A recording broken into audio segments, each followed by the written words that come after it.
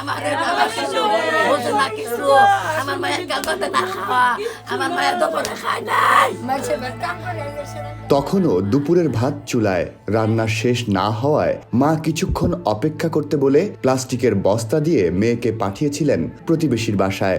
তারপর গরম ভাত নিয়ে অপেক্ষায় থাকা মা আর পাননি শিশুটির খোঁজ।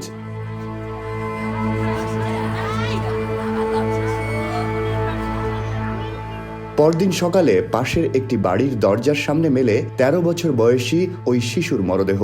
পেশায় গৃহকর্মী নাসিমার পঞ্চম শ্রেণী পড়ুয়া মেয়ে মোসাম্মত আলিফা ২০ তারিখ শনিবার বিকেল আনুমানিক ৪টার দিকে বাড়ির সামনে থেকে নিখোঁজ হয়। পরদিন রোববার সকালে তার মরদেহটি উদ্ধার করে পুলিশ। পাশেই পড়া ছিল প্লাস্টিকের বস্তাটিও।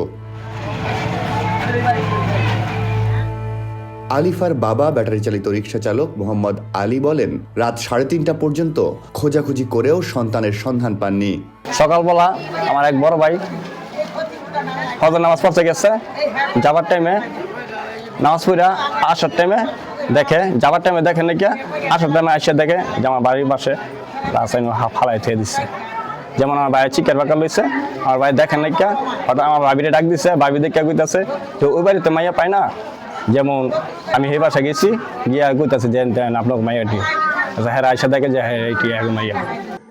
বন্দর থানার ভারপ্রাপ্ত কর্মকর্তা গোলাম মুক্তার আশরাফ বলেন, স্থানীয়দের মাধ্যমে তথ্য পেয়ে পুলিশ সকালে মরদেহটি উদ্ধার করে ময়নাতদন্তের জন্য নারায়ণগঞ্জ জেনারেল হাসপাতালে পাঠায়। এই ঘটনায় থানায় হত্যা মামলা দায়ের করা হয়েছে। শিশুটির ময়নাতদন্ত সম্পন্ন হওয়ার পর বিকেলে মুঠোফোনে নারায়ণগঞ্জ জেনারেল হাসপাতালের আবাসিক চিকিৎসক কর্মকর্তা ডাক্তার জহিরুল ইসলাম বলেন, শিশুটির গালে ও গলায় আঘাতের চিহ্ন পাওয়া গেছে। এগুলো মানুষের নখের মতো বলে ধারণা করা হচ্ছে। এছাড়া শিশুটি ধর্ষণ বা যৌন নিপীড়নের শিকার হয়েছিল কিনা তা জানতে আলামত সংগ্রহ করা হয়েছে।